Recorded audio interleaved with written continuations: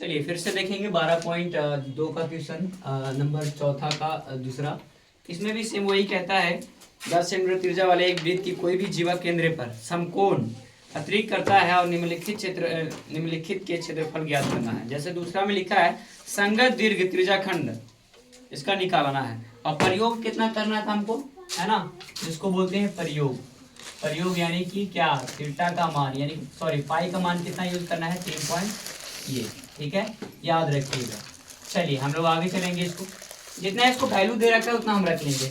इसका दूसरा थीटा का मान क्या बोल रहा था, 270, कितना बोला था, 270 के लिए, ठीक है, इसको 270 रखेंगे। अब ध्यान से देखिएगा, अब यहाँ त्रिज्या तो मान एक ही है, सेम त्रिज्या का मान रख लीजिए। थीटा का मान कितना है हमारा, यहाँ पे क्यों नहीं है, 270। अब यहाँ पे लिखेंगे त्रिज्या खंड का क्षेत्रफल बराबर थीटा कौन 360 डिग्री पाई आर स्क्वायर हो जाता है।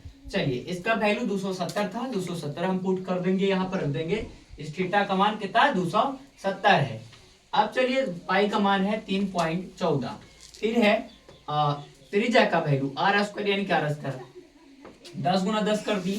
अब ध्यान से देखना है क्या है, अब ये जो पॉइंट हटता है तो नीचे क्या आ जाएगा, एक यहाँ पे एक पॉइंट है, ऑलरेडी एक है, इसको माना जाता है नीचे आता है। तो इधर सामने एक पॉइंट के बाद दो संख्या है तो हम 2 जीरो लिखेंगे। जब 2 जीरो रखेंगे तो है ना, 2 जीरो रखने के बाद क्या करेंगे यहाँ पर, और ये वैल्यू से और ये वैल्यू से दोनों 10 दांग के 100 10 दांग के 100 कट जाएगा, और ये जीरो और ये जीरो काट देंगे दोनों, तो ऊपर बचेगा 27 और नीचे 36। 9 दिए 27 और 9 चौके 36 कट गया।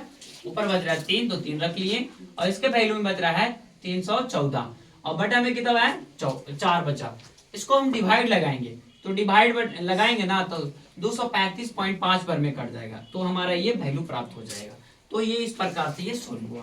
वीडियो अच्छा लगता है तो like comment subscribe follow comment जरूर कीजिए।